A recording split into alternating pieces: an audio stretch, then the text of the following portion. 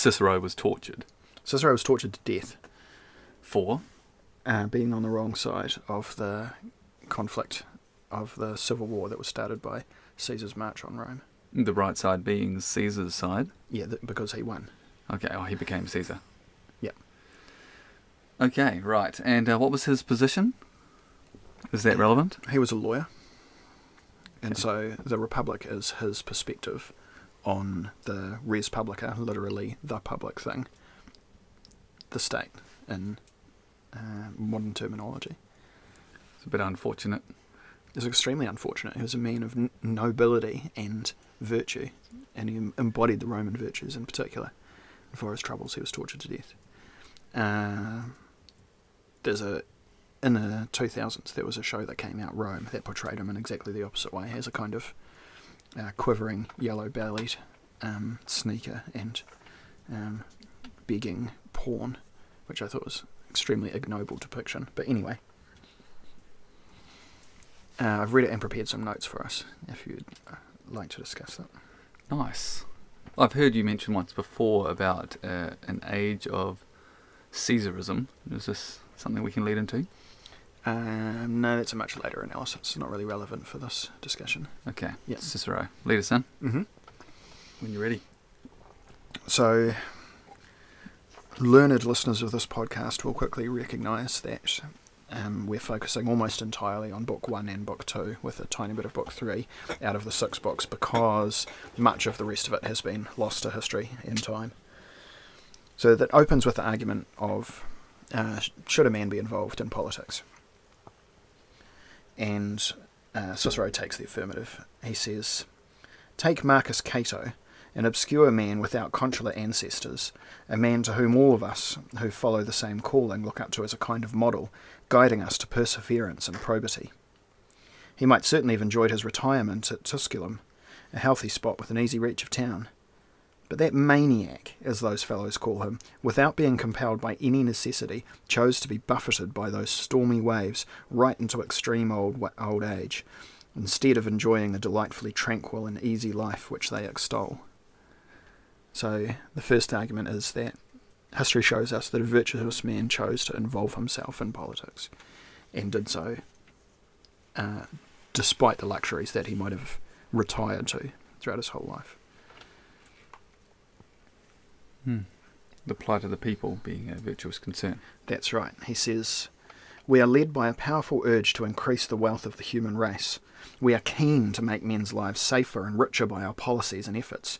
We are spurred on by nature herself to fulfill this purpose. Therefore, let us hold that course which has always been followed by the best men."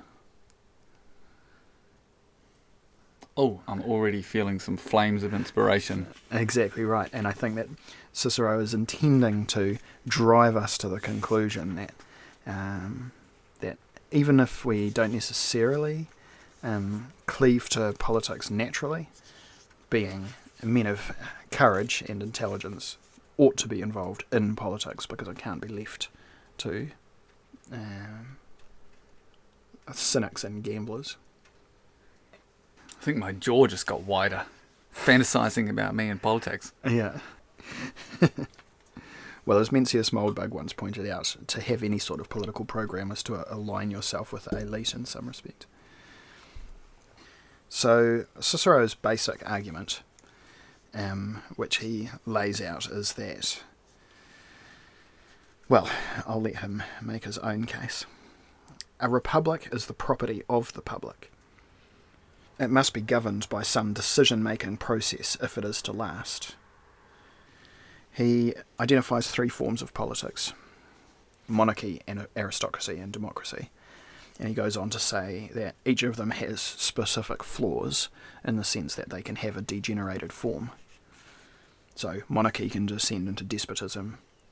Aristocracy can descend into kleptocracy, where the needs of the people is ignored. And democracy can descend into mob rule.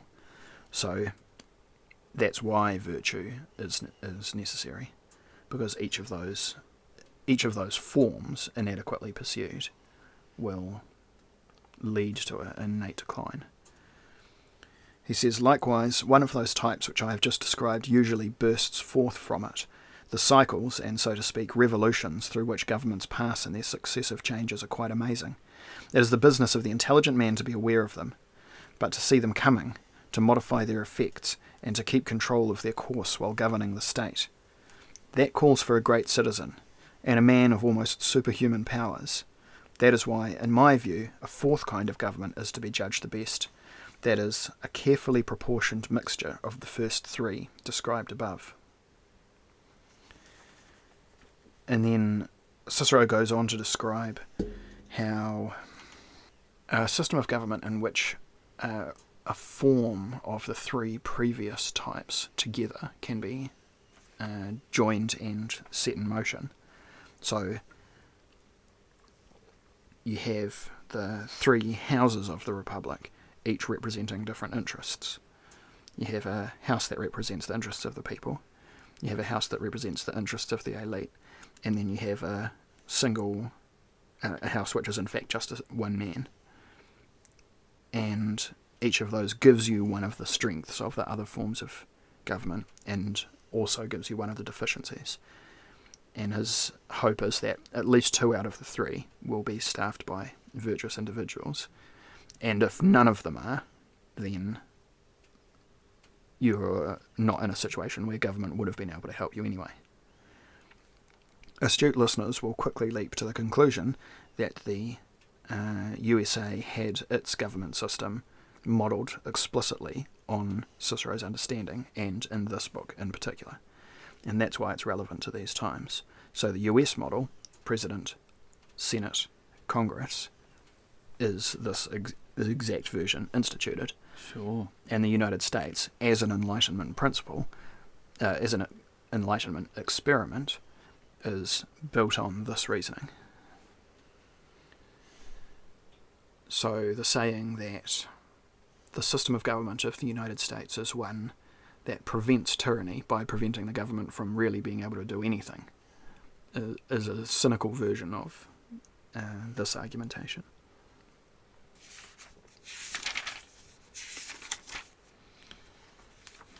So do we want to take a look at the weaknesses of the various houses? I don't think it's necessary to go into the specific details of each of them, but I can give you Cicero's argumentation for why a mixed constitution is the best that it can be. He says, though monarchy is, in my view, much the most desirable of the three primary forms, monarchy is itself surpassed by an even and judicious blend of the three simple forms at their best. A state should possess an element of regal supremacy. Something else should be assigned and allotted to the authority of aristocrats. And certain affairs should be reserved for the judgment and desires of the masses. Such a constitution has, in the first place, a widespread element of equality, which free men cannot long do without. Secondly, it has stability, for although those three original forms easily degenerate into their corrupt versions, producing a despot instead of a king, an oligarchy instead of an aristocracy, and a disorganised rabble instead of a democracy. And although these simple forms often change into others, such things rarely happen in a political structure which represents a combination and a judicious mixture. Interestingly, Cicero says that the democratic part of the government should make up at most 60% of the decision-making power of any state. So it's impossible to consider Cicero a pure democrat in that way. Okay, first assertion as to why that would be is that it's impossible to have a devoted labour class that is also intellectualised. That's right. And well versed on all relevant subject matter. That's right. In order to form a valid opinion. Yeah.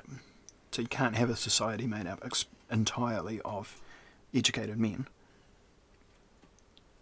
because otherwise who would do all the work that needs to be done? Or at least if they do the work, it might not be at a competitive rate.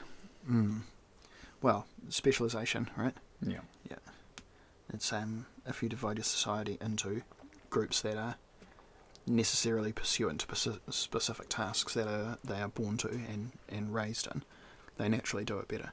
So although Cicero doesn't make the efficiency argument, I believe it's kind of embedded in his reasoning.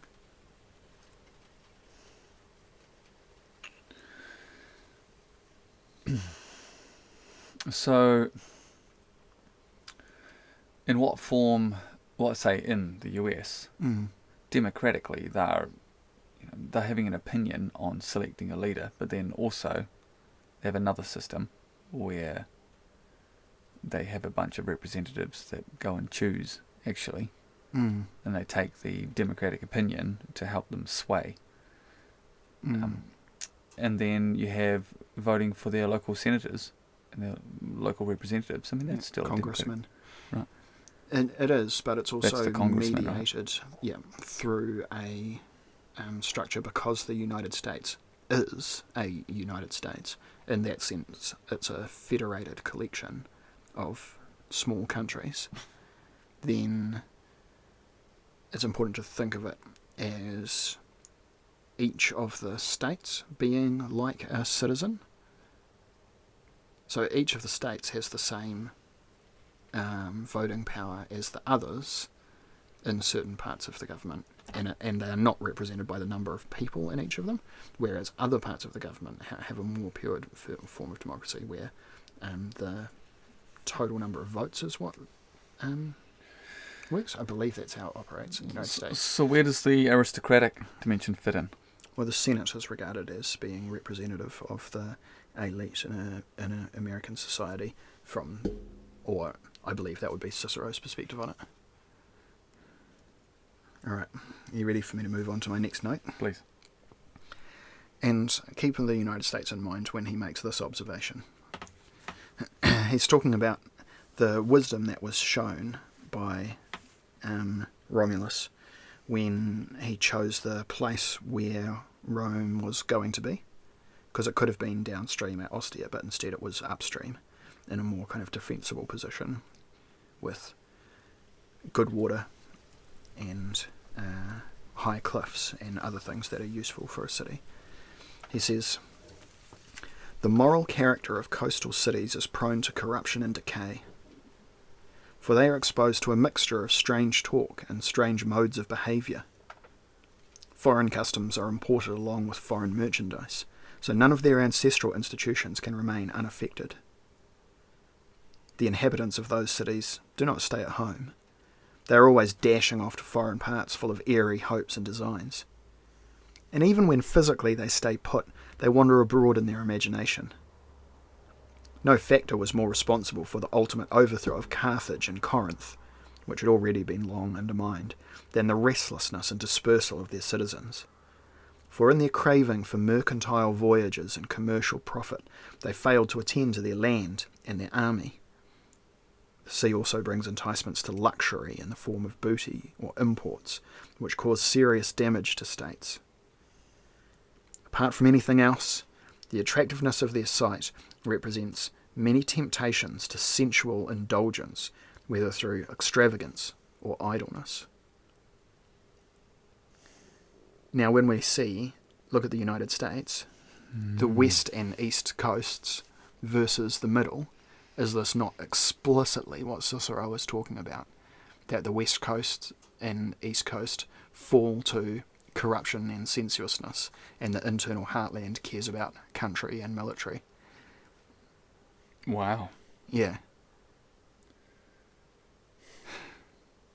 My imagination's reeling with all these stories of cultural miasma. Well, Cicero goes on to say that the reason why Greece could never have succeeded as a great civilization was because it's a peninsula. It's primarily composed of coastal cities and islands. Yeah. So there was really no way that it ever could have succeeded. All right. Here's a really interesting point that Cicero makes. Proletarii, proles, the proletariat. Why are they named that? Why is the class of working men, this kind of plebeian class, this proletariat class, why are they named that? Because society expects them to provide children. Really? That's their contribution to the society. The name proletariat comes from the Latin word for children, proles. So so the best class of men produce this kind of elites who govern the institutions, and the working classes, as well as doing all of the work, also produce all of the people. So that by involving themselves in the elite, perhaps they would be able to make so much money that they would be able to buy their children a life of luxury. But as we know, inherited fortunes are never protected, and inevitably flow away back again, and people return back to the natural class, the proletariat, and then and the selection for membership of the elite in Cicero's vision is the selection of all of the children that are born in the whole city across the entire working class. So any person who is naturally gifted has the opportunity to be educated when they're identified early and schooled. I was going to say, that better be where you're going with this. Yeah. So you end up with a kind of quite, although it contains what you might call castes, it's not really the right word for it. Because Cicero's vision is one in which the maximum efficiency is available in terms of ability and skill and talents for governance. And also every citizen, because that's specifically who he's talking about, and remember that for the Roman citizen is a specific and protected class. That's like who the true Romans are. Well, the true Romans have a layer of equality, in which case, if they happen to raise a brilliant child, that brilliant child has a prospect of being integrated into the elite. Yeah, they could become a public man and gain a figure and rise to some level of prominence. Yeah. And we see that again and again. Lots of times Roman emperors were born from rough backgrounds. Who was it, the emperor that was called the mule driver? I forget his actual Roman name, but he came from a back country and was supported by his mother, who has attained a certain amount of wealth and had a certain amount of nobility in her background, and eventually rose up through the army to a position of responsibility. Now, in terms of equality of opportunity, Cicero says, unless a state maintains a fair balance of rights, duties, and functions, i.e. the magistrates have adequate power, the aristocratic council has adequate influence, and the people have adequate freedom, its constitutional organisation cannot be preserved from change. Well, so it's evolving inherently. Yeah, there's Is that a pro? Is he saying that as a pro? I didn't hear in your tone his inclination towards an opinion on it. He is saying that a fair balance of rights, duties and functions is an admirable thing that needs to be maintained by the state, because without those things, change will be inevitable, and change is something that is necessarily not necessarily deconstructs the state, but provides the opportunity for awakening. Yeah. So I think Cicero is inherently conservative in that respect. Right, isn't conservative as in he wants to preserve the tradition, or he values the consistency of a certain outcome. Yeah, and he sees change as a potential threat. Yeah. Yeah. Okay. Yeah. As for anyone who has an ideal. Mm-hmm. Mm-hmm. So those are the notes that I took from the Republic. Okay.